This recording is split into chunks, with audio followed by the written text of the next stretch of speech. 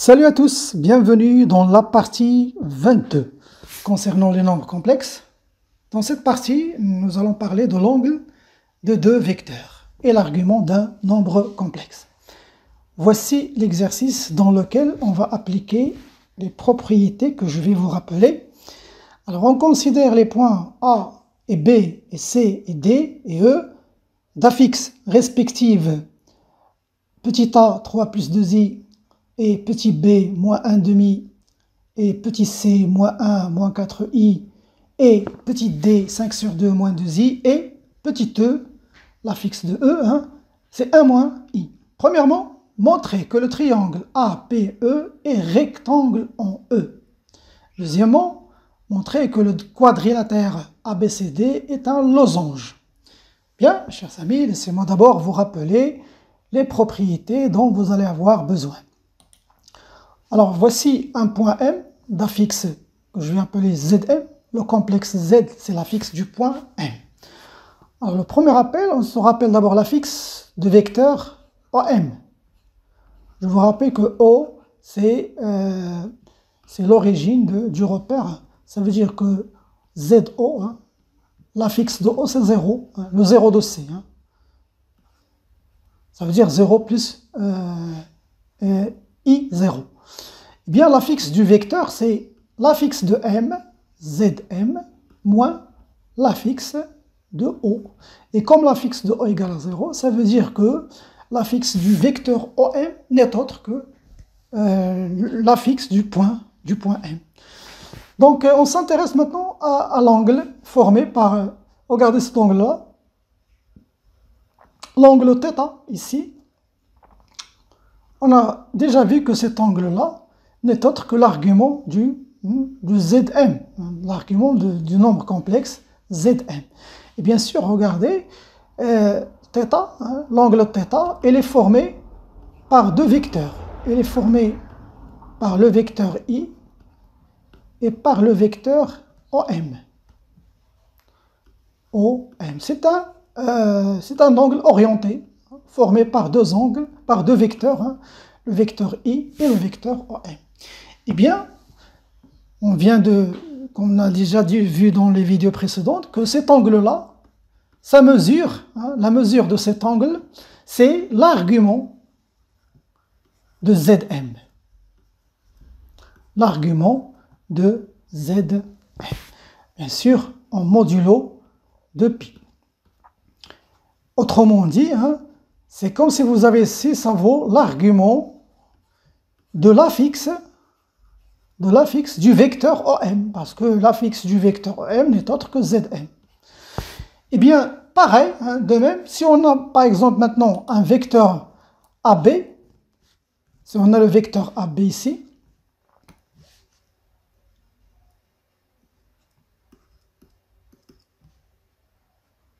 avec A comme affixe ZA et le B, elle a comme affixe ZB. Eh bien, si je forme un angle maintenant, je fais une translation du vecteur I vers I ici. Ça, c'est le vecteur I. Eh bien, ici, on a l'angle θ. Eh bien, comme j'ai fait tout à l'heure avec le point M, maintenant, θ, on sait d'abord que l'affixe de vecteur AB, c'est quoi l'affixe de vecteur AB? Le nombre complexe associé au vecteur AB. C'est ZB moins ZA. Maintenant, θ, on sait que θ, c'est l'angle formé par le vecteur unitaire I et maintenant le vecteur AB. Eh bien, comme tout à l'heure, la mesure de l'angle formé par le vecteur unitaire I et le vecteur AB, c'est l'argument de l'affixe du vecteur AB. Ça veut dire, c'est la mesure égale à l'argument de ZB moins ZA. Bien sûr, en modulo de pi. Voilà, cette propriété très importante hein. Donc la mesure de cet angle-là, c'est l'argument de ce nombre complexe. Ça veut dire on va d'abord calculer ZB moins ZA, ensuite on va chercher son argument. Chercher son argument, on peut l'écrire sous la forme trigonométrique, hein. Donc maintenant, si on a deux vecteurs, hein, AB et CD, avec A comme affixe ZA, l'affixe de B c'est ZB, l'affixe de C c'est ZC, et l'affixe de D c'est ZD. Maintenant, si je rapproche le vecteur, hein, AB du vecteur CD, ça veut dire que je fais la translation. Donc je me retrouve à peu près comme ça, donc ça c'est AB. Donc les deux vecteurs forment un angle. Je vais appeler toujours θ. Donc θ, c'est l'angle formé par le vecteur, hein, c'est un angle orienté formé par le vecteur AB et le vecteur CD. Maintenant, quelle est sa mesure? Quelle sera la mesure de cet angle-là, θ? Eh bien, c'est l'argument du nombre complexe ZD moins ZC sur ZB moins ZA. Voilà, donc on calcule ce nombre complexe et on cherche son argument. Et bien cet argument-là, c'est la mesure de l'angle formé par le vecteur AB et le vecteur CD. Vous voyez, j'ai commencé ici, ZD, c'est le dernier point qui se trouve ici, moins ZC, c'est lui qui le précède. Et après, au dénominateur ici, on passe à ZB moins ZA. Alors la démonstration est facile. D'abord, je vais mettre un modulo de pi ici. La démonstration est très facile. Regardez, je utilise juste la relation de Schall. On sait que le vecteur AB qu'on mesure égale.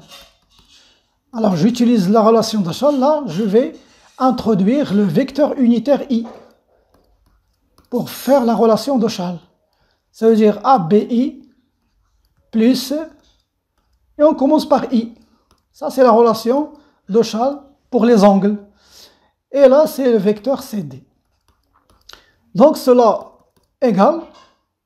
Donc, je vais commencer par ICD. ICD. On sait que ABI, c'est moins IAB. Moins IAB. Et maintenant, je vais utiliser la propriété de tout à l'heure. La voici, je vous la rappelle. On sait que IAB, hein, l'angle formé par le vecteur I et le vecteur AB, c'est l'argument de ZB moins l'argument de ZA.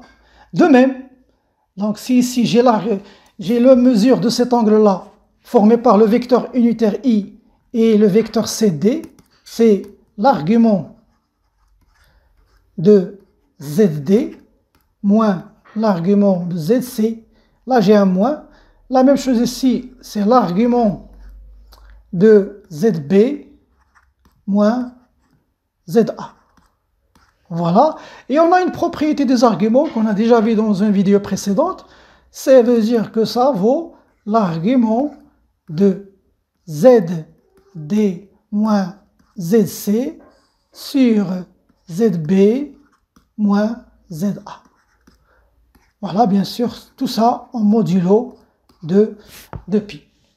Voilà la démonstration, parce qu'on sait que l'argument, la propriété que j'ai utilisée ici, ça veut dire que l'argument, par exemple, de A moins l'argument de B, ça vaut l'argument de A sur B. Ça, c'est une propriété qu'on a déjà vue. Bien, alors, quelle est l'utilité de cette propriété très très importante? Eh bien, c'est un outil géométrique très très important. Il nous aide à montrer la nature des objets géométriques. Par exemple, si je calcule par exemple ZD, parce que pour trouver la mesure d'un angle, il faut d'abord calculer le nombre complexe ZD moins ZC. Comme ça, vous calculez le nombre complexe. vous le mettez sous sa forme algébrique, plutôt ZA, on calcule ce nombre complexe. Regardez, si par exemple à la fin de calcul, on trouve que ce nombre par exemple égale 2i, par exemple, ça vaut 2i, eh bien qu'est-ce qu'on constate? On constate que la mesure de l'angle AB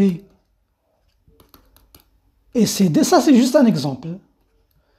On constate que AB, la mesure de cet angle, c'est l'argument, j'applique la règle, c'est l'argument du nombre complexe ZD moins ZC sur ZB moins ZA.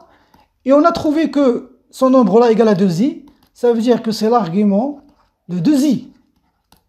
Et on sait que 2i se trouve ici, c'est un nombre imaginaire pur. Ça veut dire que ça c'est 2i.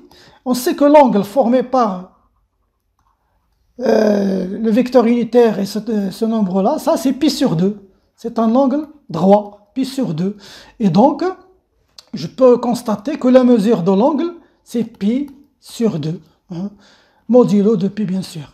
Eh bien, pi sur 2, c'est un angle droit. Là, qu'est-ce que je constate? Je constate que le vecteur, par exemple, AB, et le vecteur CD sont perpendiculaires. Ils forment un angle droit. Et ça nous donne aussi l'idée que leur support, ça veut dire la droite AB et la droite CD sont perpendiculaires. Ça, c'est un résultat. Ça veut dire si je trouve que l'argument de ce nombre complexe égal à pi sur 2, je constate que la droite AB est perpendiculaire à la droite CD.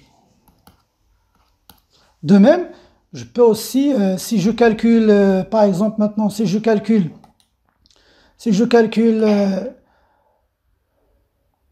ce nombre-là, je trouve à la fin, par exemple, je trouve un nombre réel. Je trouve par exemple 3, ou bien 4, ou bien 1. Je trouve par exemple 3. Eh bien, ça veut dire quoi? Eh bien, ça veut dire que ça, c'est l'argument de 3. Et on sait que 3, il est ici sur l'axe des réels. Ça veut dire que son argument, c'est 0. Donc, la mesure de l'angle ici, c'est 0, modulo de pi.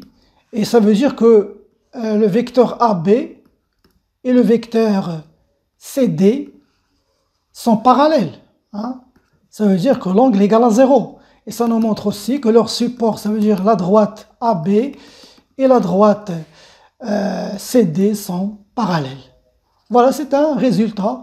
Hein? Ça nous aide à montrer si deux droites sont parallèles ou bien sont perpendiculaires, si ces deux vecteurs sont collinéaires ou pas. Donc c'est un outil très très important qui va vous aider même à résoudre cet exercice. Juste un dernier rappel, je vais vous rappeler la notion de distance dans le plan complexe. Eh bien la distance AB, juste un rappel, si vous voulez calculer la distance AB, eh bien c'est le module, ça c'est juste du rappel, vous pouvez revoir les vidéos précédentes, c'est le module du nombre complexe ZB moins ZA. C'est comme ça qu'on calcule une distance, c'est le module de nombre complexe. On calcule la différence et on la met sous la forme algébrique, on calcule le module et ça c'est la distance AB. Voilà mes chers amis, passons maintenant à la résolution de l'exercice. Si vous avez tout compris, mettez la vidéo en pause et faites un effort avant de voir la solution. Alors voici les données. Hein. Donc, la première chose que je vais vous faire maintenant, je vais représenter ces points hein, pour vous illustrer la figure, pour que vous voyez ce qu'on cherche. Alors, le premier point, c'était le point A, et là, comme A fixe 3 plus 2i, alors 3, je vais mettre ici 3,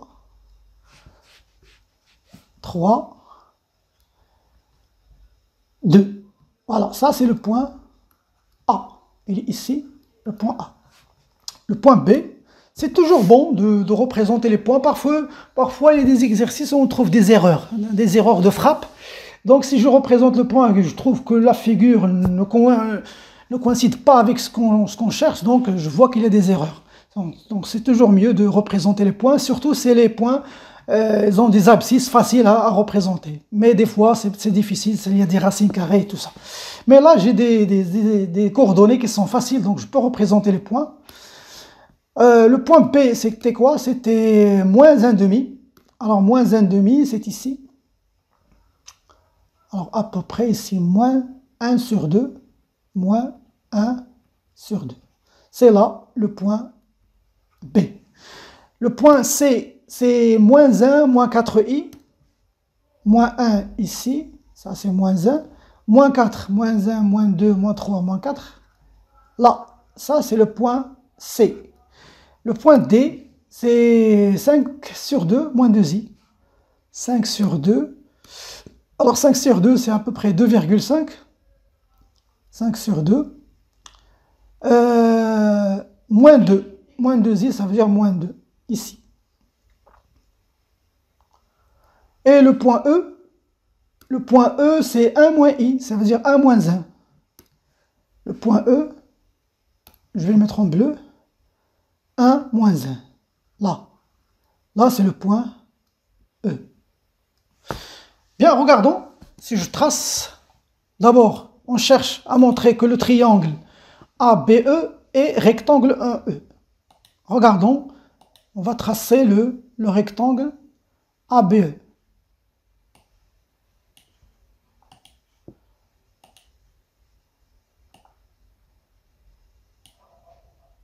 Et on voit bien qu'il est bel et bien un rectangle. Hein. Ça veut dire que les données sont correctes. C'est un angle, c'est un triangle rectangle ici en E. Bien sûr, on va le démontrer. Hein. Ça, c'est juste pour vous montrer que les données sont vraies. Maintenant, pour le quadrilatère ABCE, regardez. ABCE. A, B. Voilà, on voit bien que c'est un losange. Oui. On va le démontrer hein, analytiquement. Voilà, donc, le losange ABCD. Alors, passons maintenant à la démonstration de l'exercice. Alors, pour montrer que ABE est rectangle, ça veut dire il suffit de montrer, regardez, on a dans le figure, qu'est-ce qu'on a vu? On avait ici le vecteur, il faut juste montrer A, ici on a E, ici on a B. Si j'arrive à montrer que le vecteur, que l'angle formé par le vecteur EA et le vecteur EB, sa mesure doit être égale à combien? Eh bien, elle doit être égale à pi sur 2. Si j'arrive à montrer ça, eh bien, le tour est joué. C'est ce que vous allez montrer. Essayez de montrer que cette mesure est égale à pi sur 2. Bien, alors j'applique la propriété de tout à l'heure. Je dis que ce qu'on sait, la propriété nous dit que la mesure de l'angle formé par le vecteur EA et le vecteur EB, la mesure de cet angle-là, c'est l'argument de... Alors je commence par le dernier point, de nombre complexe ZB moins ZE sur ZA moins ZE. Donc je vais calculer d'abord ZB moins ZE sur ZA moins ZE. Donc ça vaut, donc je remplace ici B, c'est moins 1,5. Moins 1 plus I, hein, faites attention aussi. Sur ZA, c'est 3 plus 2I. Moins ZE, ça veut dire moins 1 plus I. Et ça donne moins 1. Moins 1,5 et moins 1, c'est moins 3 sur 2, plus I, sur 3 moins 1, c'est 2, 2i plus i, c'est 3i. Je multiplie fois le conjugué, donc moins 3,5 plus i fois 2 moins 3i. Même chose au dénominateur. 2 plus 3i fois 2 moins 3i. Ça veut dire qu'on va chercher à trouver la forme algébrique et puis la forme trigonométrique égale à, donc je développe, ça nous donne moins 3, moins c'est plus 9 sur 2i, plus i fois 2, c'est plus 2i, et plus i fois moins 3i, c'est moins 3i au carré, ça veut dire plus 3. Là, ça c'est le 2 au carré, ça veut dire 4, plus 9. 3i au carré, ça veut dire moins 3i au carré, ça veut dire plus 9. Tout ça égale à, donc si je calcule, j'ai 1, moins 3, et là, plus 3 qui vont se simplifier. Alors, 2 sur 2, 9 sur 2 plus 2, c'est 13 sur 2 i, le taux sur 13. Et donc, ça nous donne 13 sur 2 fois 1 sur 13, c'est 1 demi i. Et vous voyez, là, regardez, ce nombre complexe, c'est un nombre imaginaire pur. Et donc, je veux dire que EAB, le vecteur, l'angle formé par le vecteur EA et le vecteur EB, qui est égal à l'argument de ce nombre-là, ça veut dire qu'il est égal à l'argument de 1 demi fois i. Et on connaît que, on a déjà vu que les nombres imaginaires purs, ils ont comme argument pi sur 2. Pi sur 2 modulo de pi. Et donc, ça montre, conclusion, ça montre que cet angle-là est droit. Donc, c'est un angle droit. Donc, je peux dire que le vecteur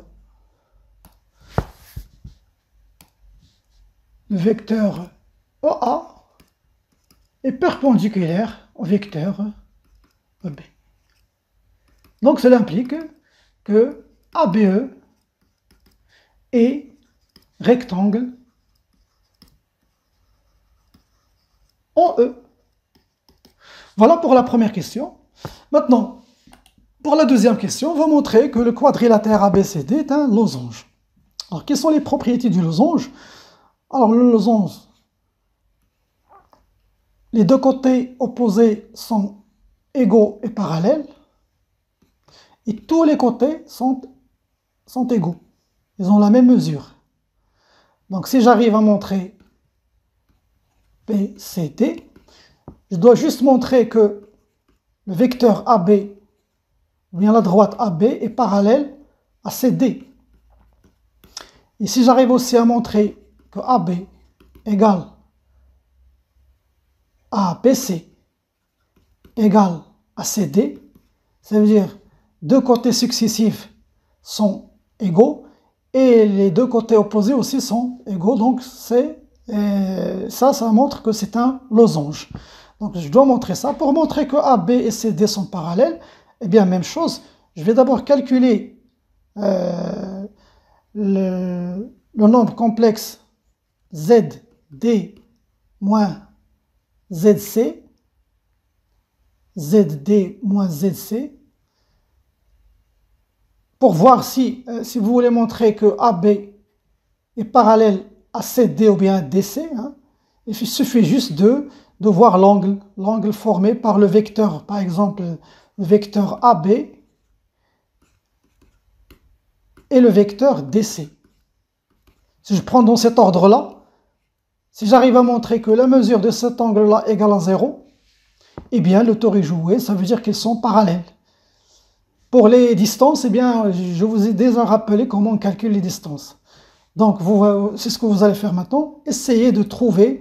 Alors, le nombre complexe qu'on va calculer, c'est ZC moins ZD sur ZB moins ZA. Allez-y mes chers amis, calculez ce nombre complexe là et à la fin, trouvez son argument. Si son argument égale à 0, ça veut dire que les vecteurs sont parallèles. Voilà. Allez-y, faites un effort par vous-même. Bien, je calcule d'abord ZC moins ZD sur ZB moins ZA.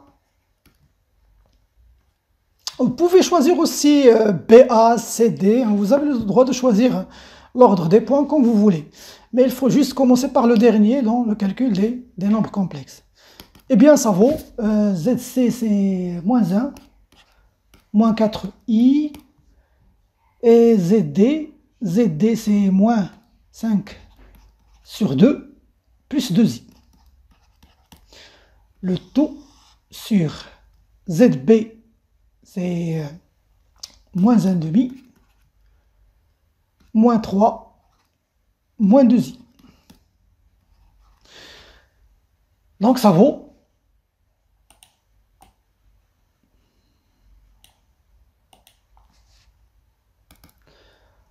moins 1, moins 5 sur 2, c'est moins 7 sur 2. Moins 4i plus 2i, c'est moins 2i. Moins 1,5, c'est moins 7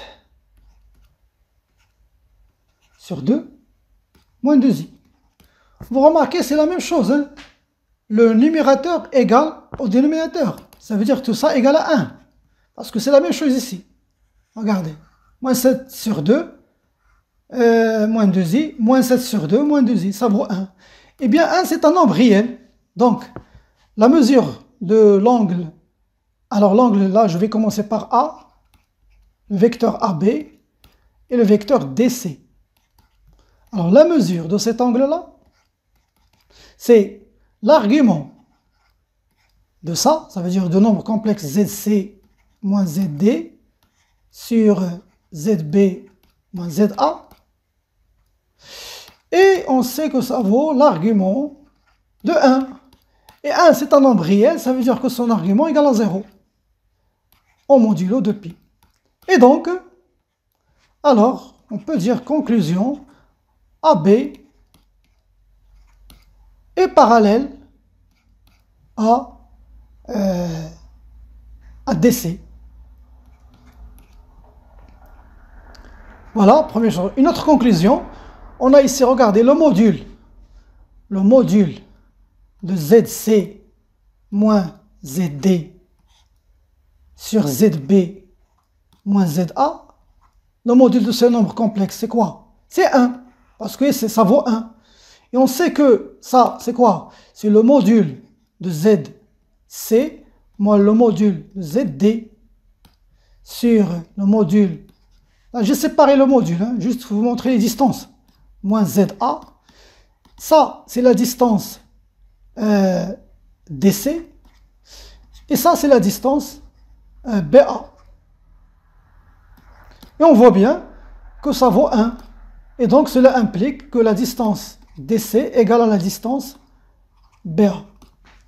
Bien sûr, vous pouvez aussi calculer, hein, vous pouvez juste calculer les distances si vous voulez. Donc, on a déjà trouvé que DC égale à BA. Reste à montrer maintenant.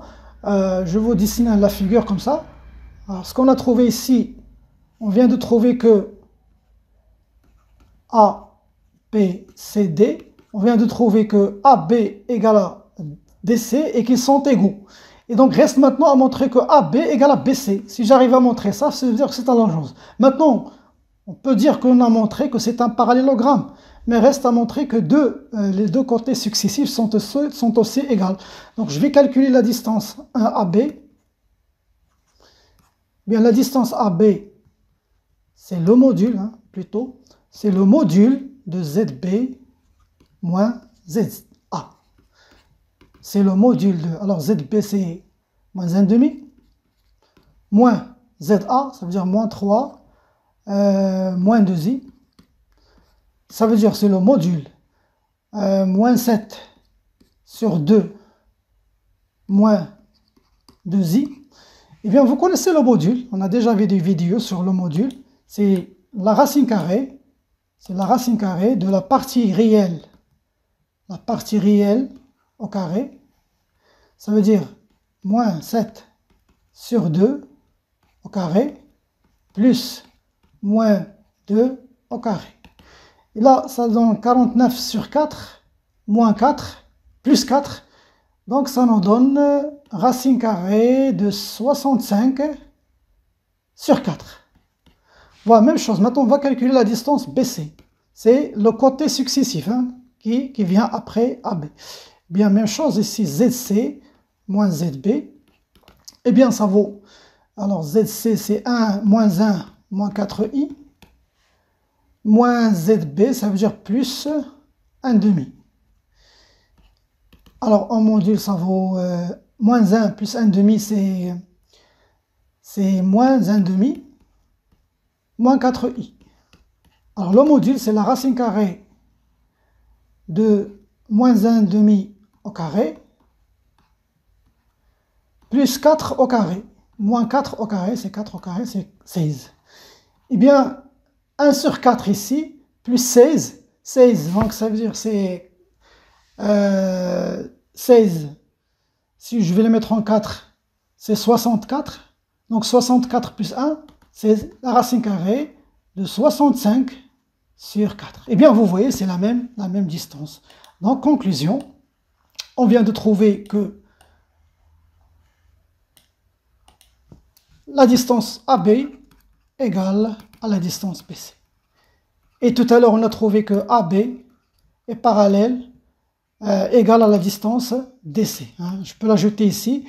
Et que les deux AB est parallèle à DC, bien c'est D.